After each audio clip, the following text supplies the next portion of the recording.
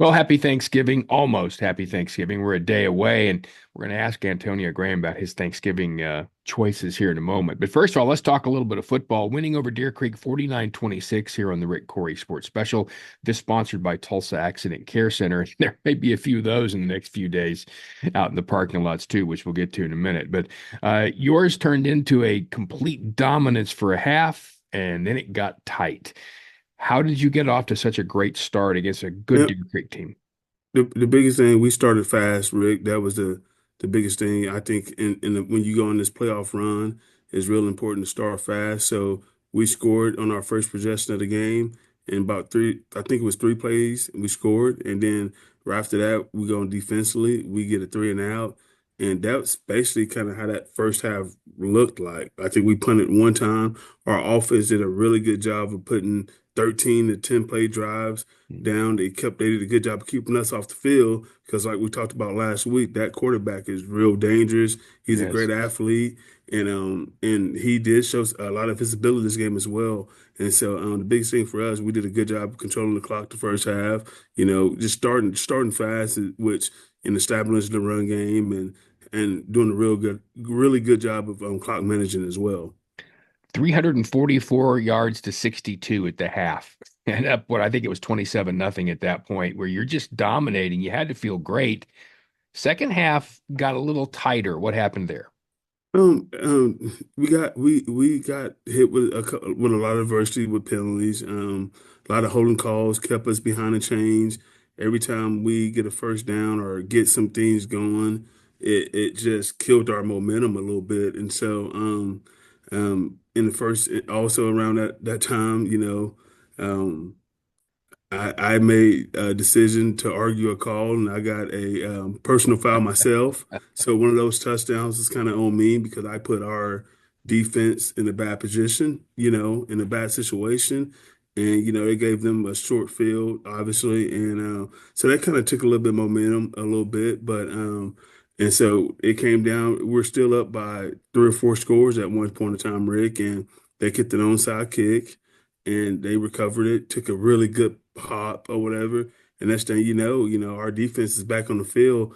And one thing I want to brag about our defense, they got all the momentum in the world and they get an onside kick. If they score, it's a two possession game then. And, we come out and get a three and out after that onside kick, and then offense goes back in to score.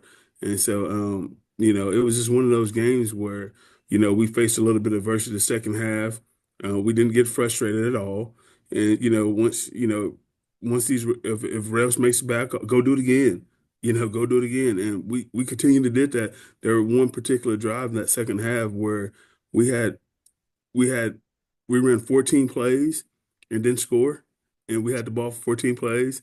And Gee. so that's just it was good that we kind of went through that. I don't never like it, but I like how we responded and we were able to finish the ball game. So, what were the teachable moments for your guys after a game like that? It doesn't matter what the refs call. Don't worry about that. Your job is to continue to play after play after play. And if they call something, go do it again. I always ask for a number from the refs, like who did it, and so I can be able to coach those guys up and just keep going hard, man. And just keep doing it again. And you can't let that's a distraction that to frustrate you a little bit, and it is frustrating. It is frustrating. And to be honest with all through fall camp and sometimes every day, that I love that question because I actually make those bad calls at practice just to get kids used to it. Like we make a big play on offense, that's coming back because you held, and they might have not did it, but we do it. That's one thing I kind of took out of Coach B's Mhm. playbook, and I was like, he's just doing that, or he actually would call a pass interference call because he's an offensive guy. And so, anyways, but I'm always making holding calls on our offensive linemen. So it's the shoes on the other foot. So, and our kids, they look at me like I'm crazy. I'm like, don't look at me crazy. Just do it again. Mhm. Keep your hands inside and go harder. And so our kids did a really good job of responding.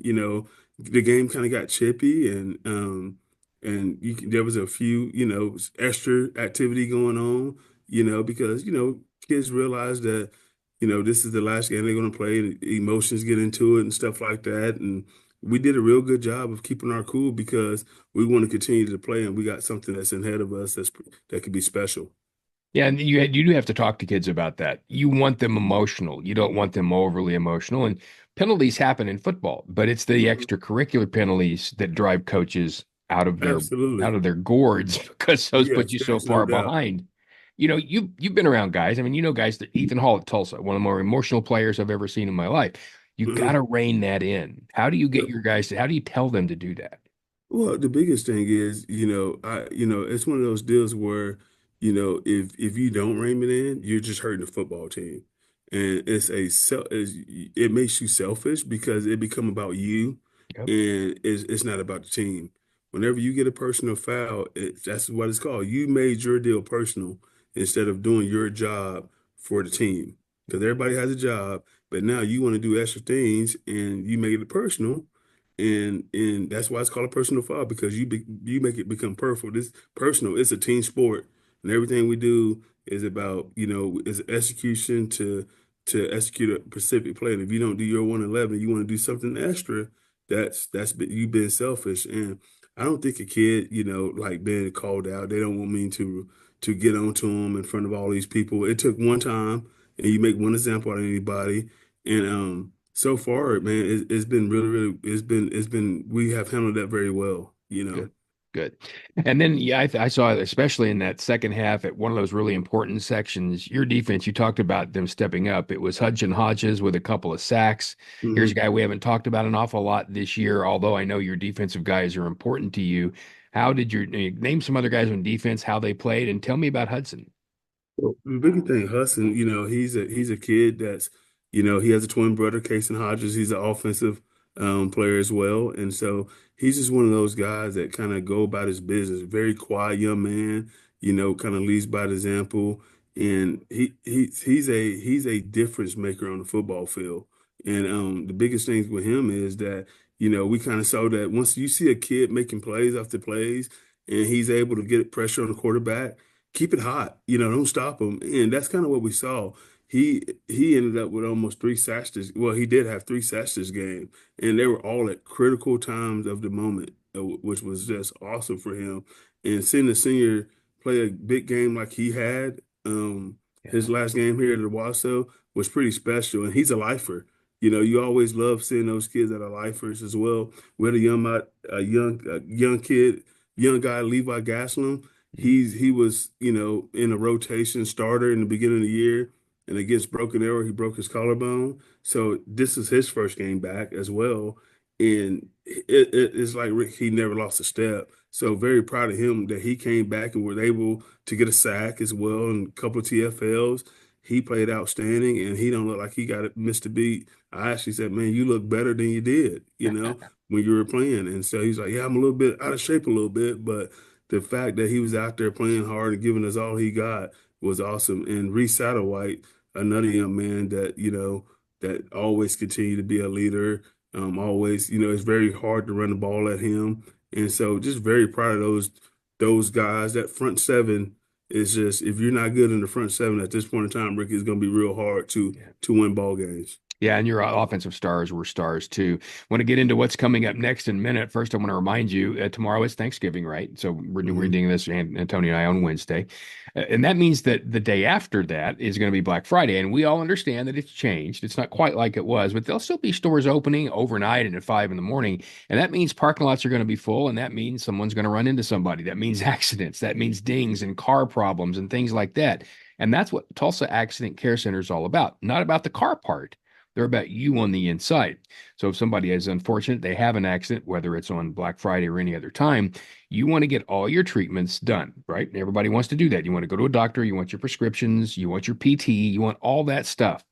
What if you could do it in one building?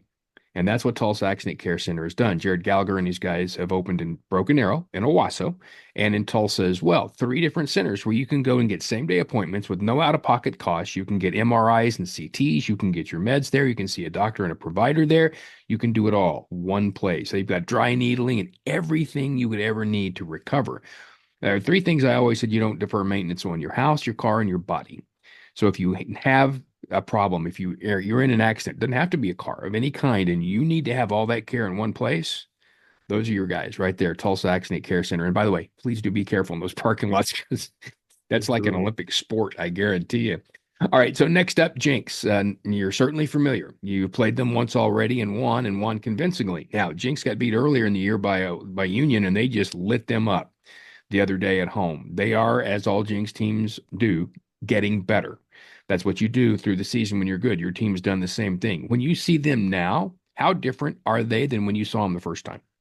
From what I'm saying, they still it's one of those deals where their running game has continually got better, and they're finding ways to get the Caleb Barnett kid the ball in space and things like that. And when the opportunity presents itself, they throw a shot. But for me, is that they kind of changed a little bit of their personnel up front, Mhm. moved the right tackle to guard, and kind of changed up a few places where they play anybody. But I think they found ways to continue to run the football more effectively.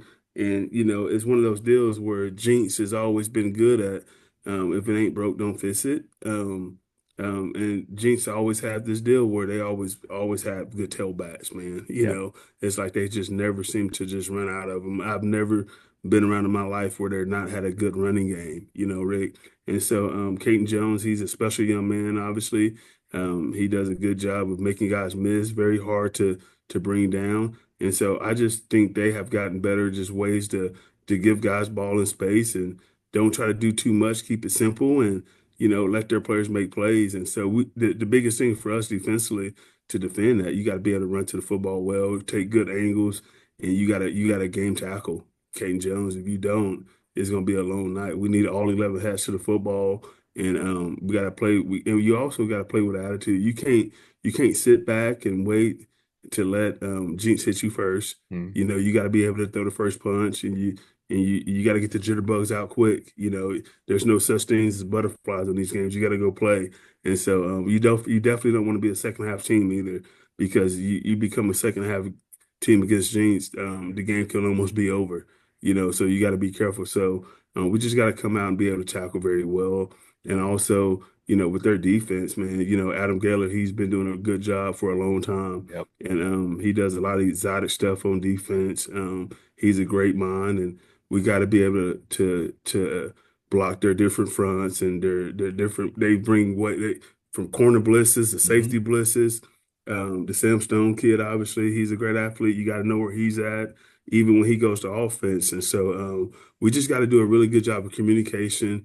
Our O-line got to keep their eyes up. And so if we can just do what we do, Rick. I feel pretty good about our chances of winning this ball game. Their quarterback Owen Jones early in the year he took a lot of guff, but he's just steadily once again improved his game. He's what I call a game manager. And when I say that, I don't mean it disparagingly. A lot of people call quarterbacks game managers and they mean it like, well, he's not a player, he's a game manager. I don't believe in that. If you're a game manager, you can win a lot of football games. In many ways, for a lot of times, Tom Brady did the same thing and Hmm. made big plays when he had to. I'm not saying Owen Jones is Tom Brady, but I've seen him improve during the year. What have you seen from him? Man, I just seen the guy, he don't throw a lot of interceptions at all. I have not seen very many of them at all. Mm-mm. The biggest thing I see with him, I try to know kids' backgrounds. Most of your linebackers, if you know they're wrestlers, they're probably guys that you don't want to mess with. They're really good, like Cal Crutchmer and Blaze Washer. Yep. Those are one of the two best linebackers I ever had. But this kid, he has a wrestling background. His dad is the head wrestling coach at Jenks. So by him having that background, he's a tough kid. And you never meet quarterbacks who has a wrestling Right. background. And so obviously I see a guy that's very tough. He's also their leader. I noticed the little things about him. I was watching the live screen when they played Jinx a while back, when they played Jinx played Union a while back, Mhm. and things kind of got a little chippy and out of hand. And he was the guy who was calming everybody down and making sure, hey, we okay. So by him doing that, I see that he had a leadership aspect to him, and people listen to him. And that's important when you have a quarterback. You always want a guy who can control a huddle and Yep. can say, hey, let's go. This is go time. So that's the biggest thing I see from him is his leadership availability, taking care of the football. He don't like if it's not there, throw it away. Give yourself a second chance to be able to live again. And so that's what I see of him. He ain't gonna make the big mistakes. He's gonna take what the defense give him, and that's what he's gonna go with. And so he's really sure about what he's going to do, and that's what it's all about at the quarterback position is making good decisions with the football. And so whenever you make good decisions with the football, you're a dang good game manager, you know. And so so I agree exactly what you're saying on that, Rick. Yeah, he is not getting his team beat. What's Mhm. a week of practice been like? Here we go again. We talk about peaking at the right time, and every Mhm. week it gets a little bigger, and you still they have their emotions get a little bigger, but you want to keep them at just the right spot. How's it been? It's been really good. You know, we got the 1 o'clock game on Friday. Yeah, So what I did this weekend, instead of bringing them in at 2 o'clock and like our usual time at 1:45, I kind of moved practice up at 10:50, get us out there around 11 o'clock and kind of start our practice day. And so yesterday, when we got done with practice, I was like, "Hey guys, this is what it's going to feel like at 1 o'clock in Claremore." So I'm kind of getting them used to getting up early, getting their bodies going. And I was like, who all wants to play college football? And of course, a bunch of kids raised their hands. And I'm like, well, this is what it's going to be like. You're seniors who's going to go off and play college football. You're going to get up at 8 o'clock in the morning, have yep. pregame meal, and before you know it, you're gonna wake up. You're gonna look up, and it's time to go. You getting ready to tape, and so that's what I kind of did. I kind of switched up our times, and and made sure they kind of get used to this game time a little bit. And so it's been great, man. Our kids got a lot of. Made sure I told our kids, you guys got a lot to be grateful for. You got an opportunity to practice on Thanksgiving. I know there's a lot of coaches out there who I think that's already in the Hall of Fame, and they haven't had very many Thanksgiving practices, but they're in the Hall of Fame. So be grateful for the opportunity we got ahead of us, and make sure you do whatever you can to seize the moment as well.